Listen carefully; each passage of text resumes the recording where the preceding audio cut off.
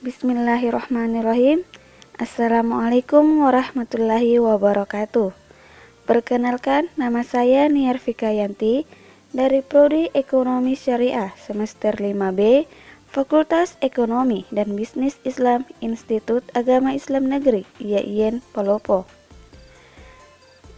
Di sini saya akan menjelaskan mengenai komunikasi pemasaran, di mana dosen pembimbing saya atas nama Ibu Ria Amalinda M. Ikom. Jadi teman-teman tetap stay tune ya. Komunikasi pemasaran level organisasi. Yang pertama, yakni keterkaitan pemasaran dan organisasi.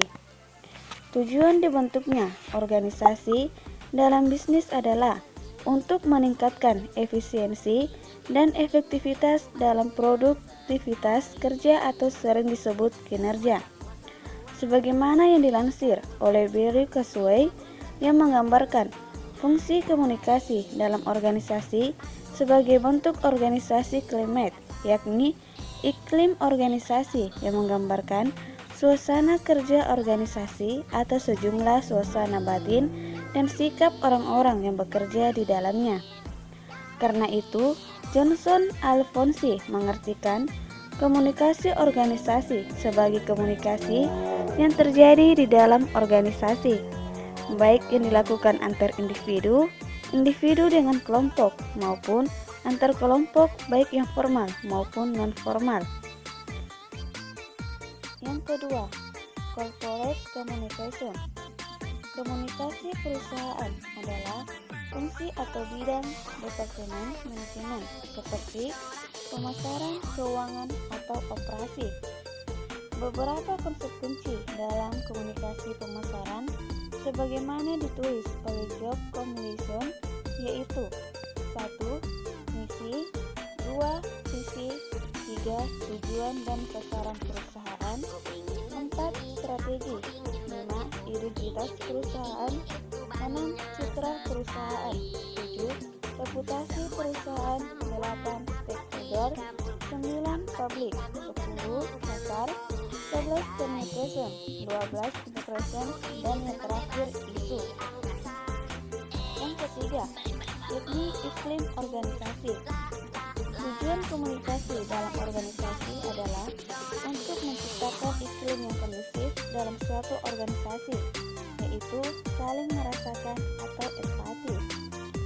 Dengan kata lain, iklim organisasi yang ingin dicapai oleh organisasi apapun adalah organisasi yang sehat karakteristiknya, yaitu 1. Adanya dukungan atau support dari semua lini. 2. Mengikut sertakan anggota organisasi dalam proses pengambilan keputusan. Yang ketiga, adanya kejujuran, percaya diri, dan keandalan. Yang keempat, adanya keterbukaan dan ketulusan. Dan yang kelima, berorientasi dan bergairah menggapai kinerja yang tinggi. Yang keempat, yaitu pengaturan komunikasi atau organizing communication, di mana corporate communication ini terdiri dari 10 bagian. Yang pertama yaitu public affairs, yang kedua issue management, yang ketiga investor relation, yang keempat media relation, yang kelima advertising, yang keenam direct marketing, yang ketujuh sales promotion, yang kedelapan internal communication, yang kesembilan community relation, dan yang kesepuluh adalah sponsorship. Dan bagian kelima yaitu pembagian tugas, fungsi, dan kewenangan komunikasi korporasi, di mana hal ini dipimpin oleh direktur, yang dimana direktur ini mendukung bidang komunikasi pemasaran yang membidangi corporate brand yang terdiri dari 1. Brand strategi, brand management, dan corporate advertise. Yang kedua, corporate media yang membidangi media elektronik, media cetak, dan reporter perusahaan.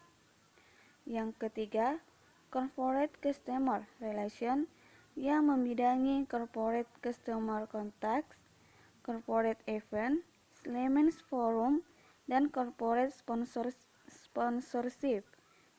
Dan yang keempat yakni corporate public relation programs yang membidangi external performance.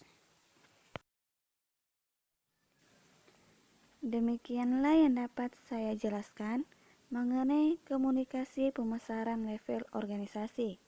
Kurang lebihnya mohon dimaafkan. Dan sebelum saya mengakhiri video singkat ini, saya ingin menyampaikan apa yang disampaikan oleh Imam Syafi'i, di mana jika Anda tidak sanggup menahan lelahnya belajar, maka Anda akan menanggung perihnya kebodohan. Dan dari saya, jadilah mata bagi orang yang buta, jadilah telinga bagi orang yang tuli, dan jadilah mulut bagi orang yang bisu. Billahi fisabilil haq, fastabiqul khairat. Summa, wassalamualaikum warahmatullahi wabarakatuh.